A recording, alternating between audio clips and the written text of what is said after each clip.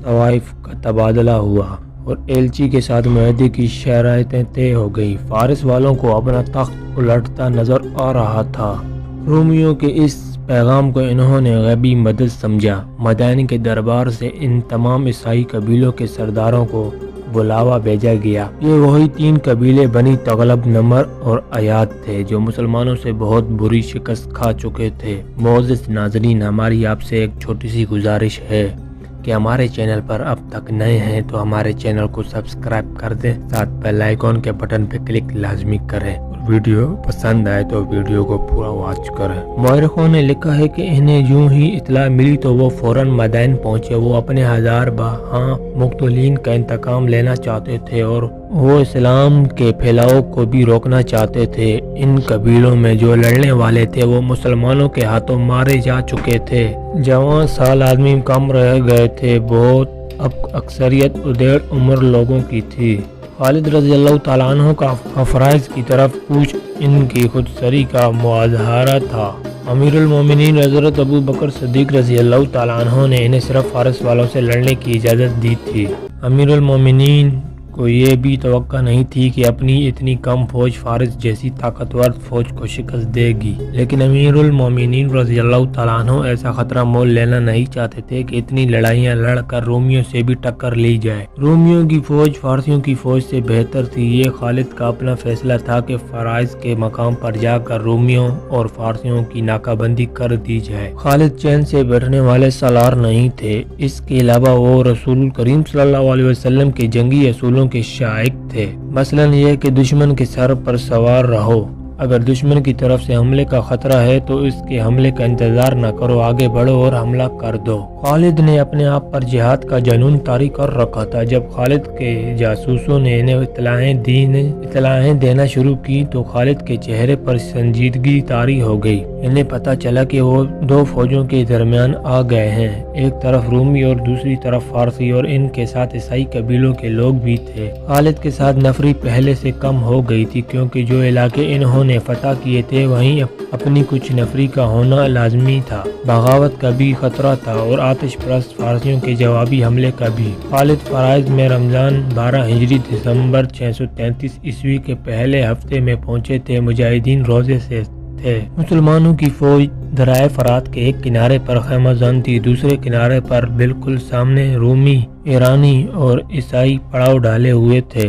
दोनों तरफ के संतरी फरात के किनारों पर हर वक्त पहरे पर खड़े रहते और गश्ती संतरी घोड़ों पर सवार दरिया के किनारों पर फिरते रहते थे। खुद खालिद रज़ी अल्लाह तआला अन्हु दरिया के किनारे दूर तक चले जाते और दुश्मन को देखते थे। एक शाम रोमियों और ईरानियों की खैमागाह में हड़बोंग मच गई और वो लड़ाई के लिए तैयार हो गए। वजह ये हुई कि मुसलमानों के कैंप से एक शोर उठा था और दफ और नकारे बजने लगे थे। तमाम फौज उछल कूद कर रही थी। दुश्मन इसे हमले से पहले का शोर समझा। इसके सलार वगैरह फरात के किनारे पर आकर देखने लगे। इनके घोड़े जीनों के बगैर बंधे हुए हैं। दुश्मन के किसी आदमी ने चिल्ला कर कहा, वो तैयारी की हालत में नहीं है। किसी और ने कहा, वो देखो। एक और ने कहा, आसमान की तरफ देखो, मुसलमानों ने ईद का चांद देख लिया है। आज रात और कल सारा दिन ये लोग खुशियाँ मनाएंगे। अगले रोज मुसलमानों ने हंगामा खेज तरीके से ईद उल फितर की खुशियाँ मनाई। इसी खुशी में फतवात की मुसरतें भी शामिल थी। मुसलमान जब ईद की नमाज के लिए खड़े हुए तो दरिया के किनारे और कैंप के इर्द गिर्द संतरियों में इजाफा कर दिया गया ताकि दुश्मन नमाज की हालत में हमला ना कर सके। मुजाहिदीन इस्लाम खालिद रज़ी अल्लाह तआला अन्हु ने नमाज के बाद मुजाहिदीन से मुख्तसर सा खिताब किया। नमाज के बाद ऐसे अंदाज से इस तकरीब में सईद की खुशियाँ मनाओ कि दुश्मन ये तासुर ले कि मुसलमानों को किसी किस्म का अंदेशा नहीं और इन्हें अपनी फतह का पूरा यकीन है। दरिया के किनारे जाकर नाचो कूदो। तुमने जिस तरह दुश्मन पर अपनी तलवार की दाग बिठाई है, इस तरह इस पर अपनी खुशियों की दहशत बैठा दो। लेकिन मेरे रफीको, इस हकीकत को ना भूलना कि तुम अल्लाह की तरफ से आई हुई एक से एक कठिन आजमाइश में पूरे उतरे हो, मगर अब तुम्हारे सामने सबसे ज्यादा कठिन और खतरनाक आजमाइश आ गई है। तुम्हारा सामना इस वक्त की 2 ताकतवर फौजों से है عیسائیوں کی مدد بھی حاصل ہے۔ میں جانتا ہوں تم جسمانی طور سے لڑنے کے قابل نہیں رہے، لیکن اللہ نے تمہیں روح کی جو قوتیں بخشی ہیں انہیں کمزور نہ ہونے دینا، کیونکہ تم ان قوتوں کے بل پر دشمن پر غالب آتے چلے جا رہے ہو۔ میں بتا نہیں سکتا کہ کل کیا ہوگا، ہر خطرے کے لیے تیار رہو، اللہ تمہارے ساتھ ہے۔ خالد کے خاموش ہوتے ہی مجاہدین کے نعروں نے ارض و سما کو ہلا ڈالا، پھر سب دوڑتے کوڑتے دریا کے کنارے جا پہنچے۔ انہوں نے دریا کے کنارے گھوڑے بھی دوڑائے اور ہر طرح عید کی خوشیاں منائی۔ خالد کے سالاروں کو توقع تھی کہ خالد بن ولید یہاں بھی شب خون کی سوچ رہے ہوں گے۔ خالد نے اتنے دن گزر جانے کے باوجود بھی سالاروں کو نہیں بتایا تھا کہ وہ کیا کرنا چاہتے ہیں۔ 1 مہینہ گزر چکا تھا، فوجیں آمنے سامنے بیٹھی تھیں۔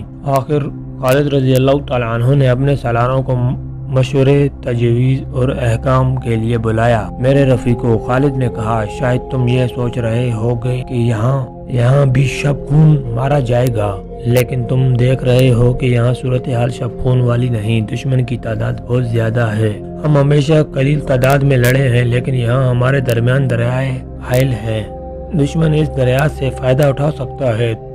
تم نے دیکھ لیا ہے کہ دشمن اتنی زیادہ تعداد کے باوجود ہم پر حملہ نہیں کر رہا، اس سے صاف ظاہر ہوتا ہے کہ وہ احتیاط سے کام لے رہا ہے۔ ہمارے لیے بہتر یہ ہے کہ اس کی احتیاط کو ہم اور تول دیں اور حملے میں پہل نہ کریں۔ میں چاہتا ہوں کہ حملے میں پہل وہ کریں۔ اگر تم کوئی مشورہ دینا چاہو تو میں اس پر غور اور عمل کروں گا۔ تقریباً تمام سالاروں نے متفقہ طور پر کہا کہ ہم پہل نہ کریں اور کوئی ایسی صورت پیدا کریں کہ دشمن دریا عبور کر آئے۔ کچھ دیر سالاروں نے باعث مباحثات کیے اور ایک تجویز پر متفق ہو گئے اور اسی روز اس پر عمل شروع کر دیا گیا۔ اس کے مطابق کوئی ایک دستہ تیار ہو کر دریا کے ساتھ کسی طرف چل پڑتا۔ دشمن یہ سمجھتا کہ مسلمان کوئی نقل و حرکت کر رہے ہیں، چنانچہ اسے بھی اس کے مطابق کوئی نقل و حرکت یا پیش قدمی کرنی پڑی۔ یہ سلسلہ 15-16 دن چلتا رہا۔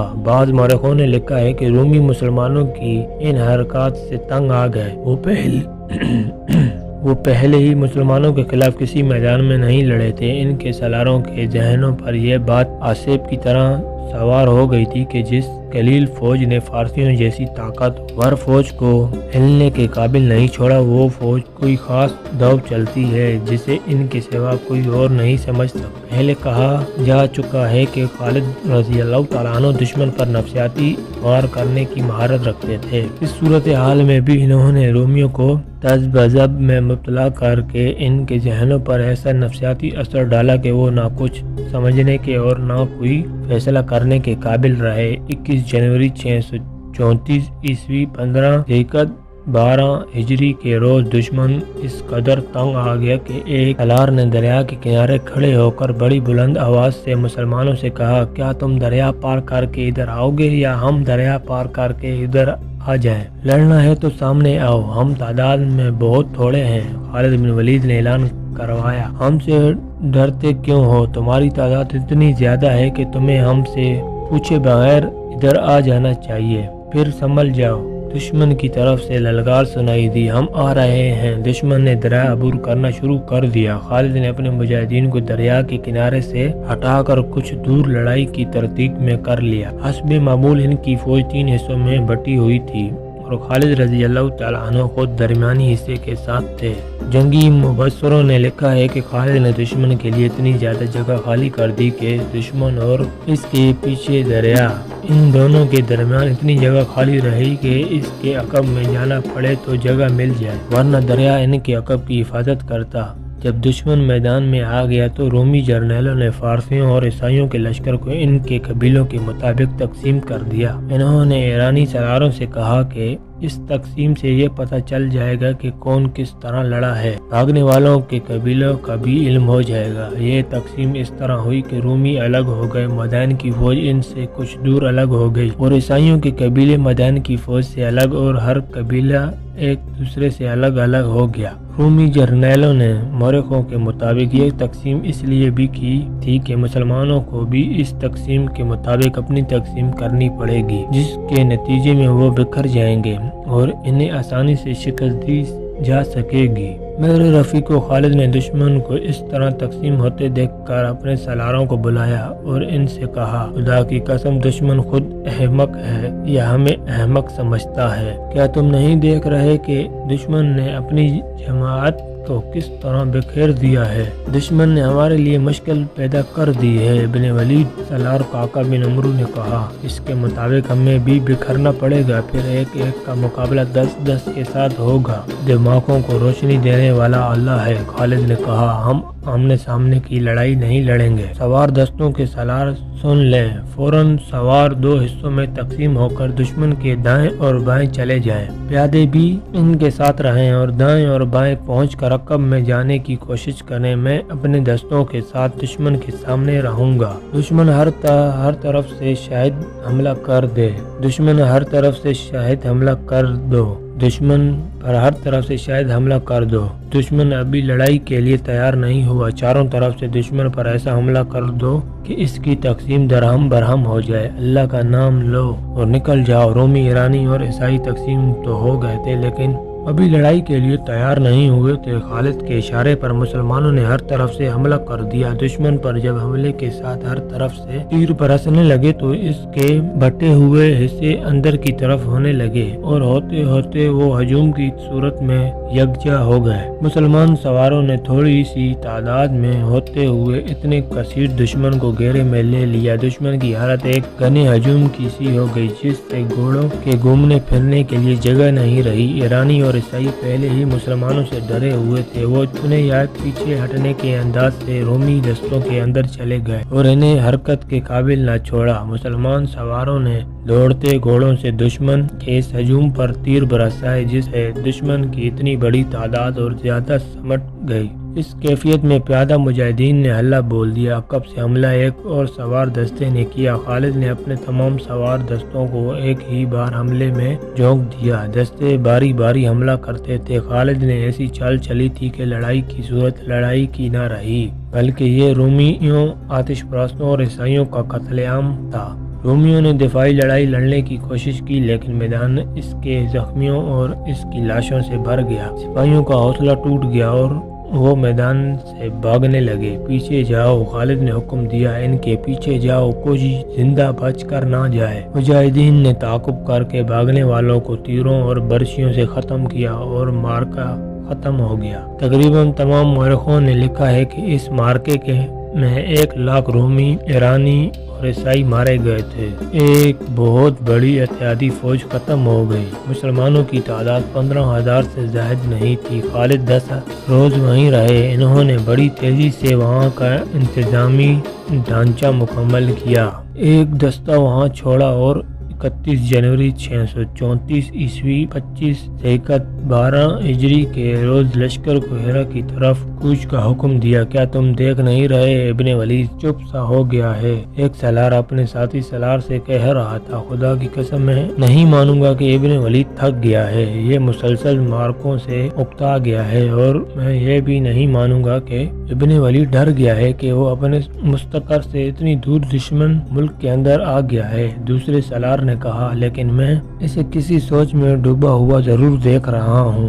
ہاں، وہ کچھ اور سوچ رہا ہے۔ پوچھے نہ لیں، ہم نہیں پوچھیں گے تو اور کون پوچھنے آئے گا؟ خالد سوچ میں ڈوبے ہی جایا کرتے تھے۔ یہ ایک مارکے کی فراغت کے بعد اگلے مارکے کی سوچ ہوتی تھی۔ وہ سوچ سمجھ کر اور تمام تر دماغی قوتوں کو بروئے کار لا کر لڑا کرتے تھے۔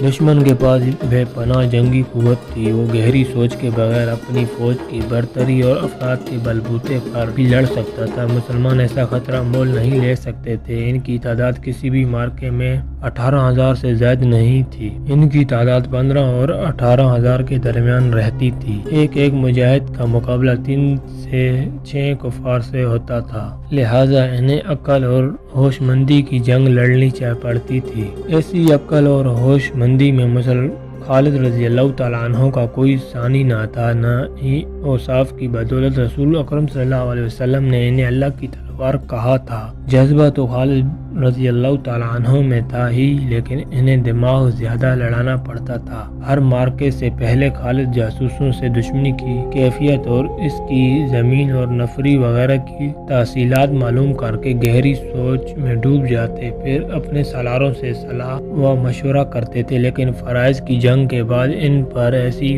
خاموشی طاری ہو گئی تھی کہ جو کچھ اور ہی قسم کی تھی۔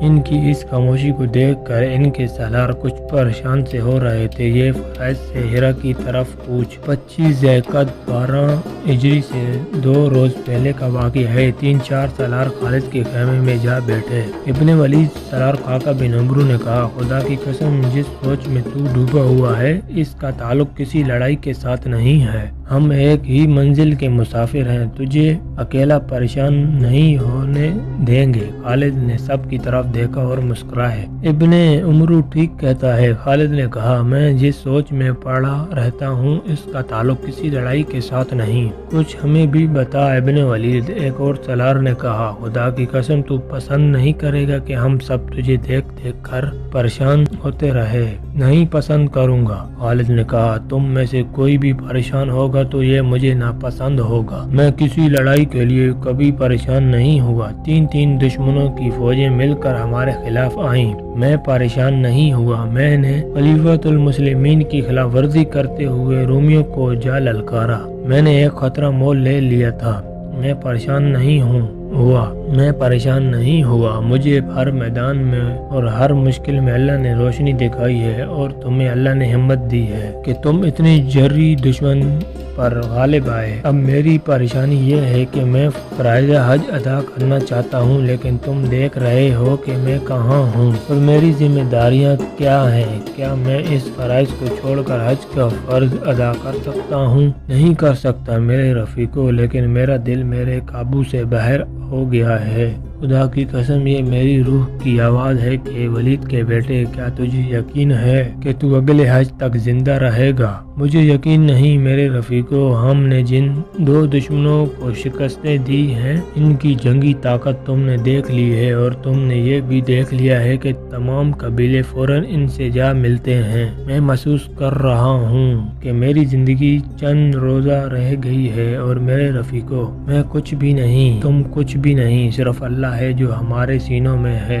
وہی سب کچھ ہے۔ پھر میں کیوں نہ اس کے حضور اس کی عظیم گھر میں جا کر سجدہ کروں؟ کیا تم مجھے اجازت دو گے کہ میں اپنی طرف سے تم سب کی طرف سے اور ہر ایک مجاہد کی طرف سے خانہ کعبہ جا کر اللہ کے حضور پر ادا کروں؟ بے شک ایک سالار نے کہا، کون رد کر سکتا ہے اس جذبے کو اور اس خواہش کو جو تو نے بیان کی ہے، لیکن تو حج پر جائے گا کیسے؟ ابن ولید مسنہ بن حارثہ نے پوچھا، پیچھے کچھ ہو گیا تو میں کسی لڑائی میں مارا جاؤں گا تو خدا کی قسم تم یہ نہیں سوچو گے کہ اب کیا ہوگا؟ خالد نے کہا، کیا میرے نہ ہونے سے تمہارے حوصلے ٹوٹ جائیں گے؟ نہیں، ایسا نہیں ہوگا، رب کعبہ کی قسم ایسا نہیں ہوگا۔ خاقہ بن عمرو نے کہا، ہم میں سے کوئی بھی زندہ ہوگا تو وہ اسلام کے پرچم کو گرنے نہیں دے گا۔ یوں کر ابن ولید، آج ہی قاصد کو روانہ کر دے کہ وہ امیر المومنین سے اجازت لے آئے کہ تو حج پر جا سکتا ہے۔ جس سوچ نے مجھے پریشان کر رکھا ہے یہی وہ سوچ ہے۔ خالد نے مسکرا کر کہا، میں جانتا ہوں امیر المومنین اجازت نہیں دیں گے، انہیں یہاں کے حالات کا علم ہے۔ اگر وہ اجازت دے بھی دیں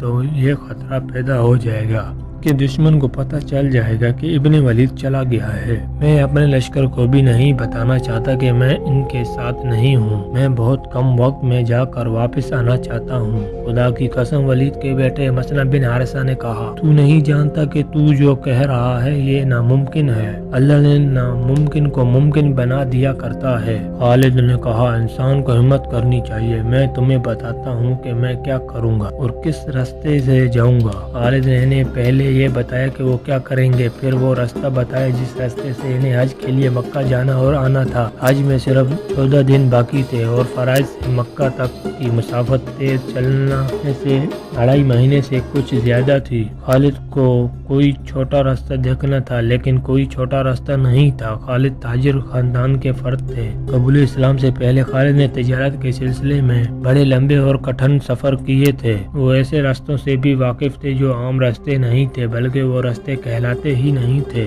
خالد نے اپنے سراروں کو ایک ایسے ہی راستہ بتایا۔ خدا کی قسم، ابن ولید مسلمہ بن حارثہ نے کہا، تیرا دماغ خراب نہیں ہوا؟ پھر بھی تو نے ایسی بات کہہ دی ہے جو ٹھیک دماغ والے نہیں کہہ سکتے۔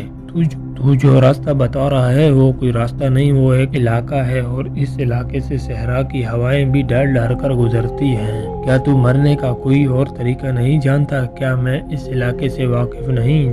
جس اللہ نے ہمیں اتنے زبردست دشمنوں پر غالب کیا ہے وہ مجھے اس علاقے سے بھی گزار دے گا۔ خالد نے ایسی مسکراہٹ سے کہا جس میں عزم اور خود اعتمادی تھی۔ میں یقین سے کہتا ہوں کہ تم مجھے جانے سے نہیں روکو گے اور میرے اس راز کو اس خیمے سے باہر نہیں جانے دو گے۔ میں راز امیر المومنین سے بھی چھپا کر رکھوں گا۔ اگر میرے امیر المومنین بھی حج پر آ گئے تو کیا کریں گے تم؟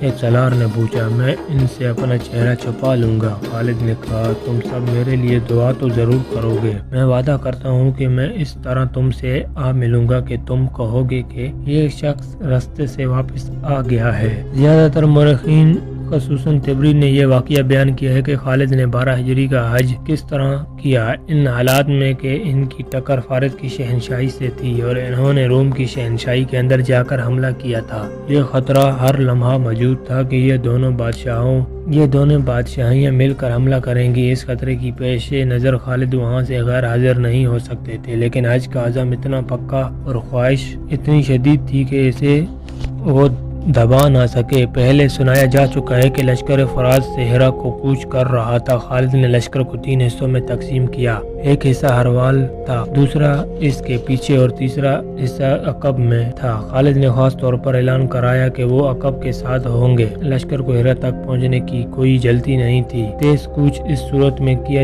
جاتا تھا جب کہیں حملہ کرنا ہوتا یا جب اطلاع ملتی تھی کہ فلاں جگہ دشمن حملے کی تیاری کر رہا ہے۔ ایسی صورت نہیں تھی۔ لشکر کے کوچ کی رفتار تیز نہ کرنے کی ایک وجہ تو یہ تھی کہ یہ کوچ میدان جنگ کی طرف نہیں بلکہ اپنے مفتوحہ شہر کی طرف ہو رہا تھا۔ دوسری وجہ یہ تھی کہ مجاہدین متواتر لڑائیاں لڑتے اور پیش قدمی کرتے رہے تھے، ان کے جسم شل ہو چکے تھے۔ خالد نے کوچ معمولی رفتار سے کرنے کا حکم ایک اور وجہ اس سے بھی دیا تھا، اس وجہ کے 3 سالاروں اور خالد کے چند ایک ساتھیوں کے سوا کسی کو علم نہ تھا۔ وہ وجہ یہ تھی کہ خالد کو کوچ کے دوران لشکر کے عقبی حصے سے کھسک جانا تھا اور ایک گمنام راستے سے مکہ کو روانہ ہونا تھا۔ لشکر 31 جنوری 634 عیسوی کے روز چل پڑا۔ تاریخ میں اس مقام کا پتہ نہیں ملتا جہاں لشکر نے پہلا پڑاؤ کیا تھا۔ رات کو جب لشکر گہری نیند سویا ہو گیا تو خالد اپنے چند ایک ساتھیوں کے ساتھ خیمہ گاہ سے نکلے اور غائب ہو گئے۔ کسی بھی مورخ نے ان کے ساتھیوں کے نام نہیں لکھے جو ان کے ساتھ حج کرنے گئے تھے۔ خالد اور ان کے ساتھی اونٹوں پر سوار تھے۔ جس علاقے میں سے انہیں گزرنا تھا وہاں سے صرف اونٹ گزر سکتا تھا، گھوڑا بھی جواب دے جاتا تھا۔ صحراؤں میں بعض علاقے بے حد دشوار گزار ہوتے تھے، مسافر ادھر سے گزرنے کی جرت نہیں کرتے تھے۔ صحرائی قزاق اور بڑے پیمانے پر رہزنی کرنے والے ان علاقوں میں رہتے تھے اور لوٹ مار کا مال وہیں رکھتے تھے۔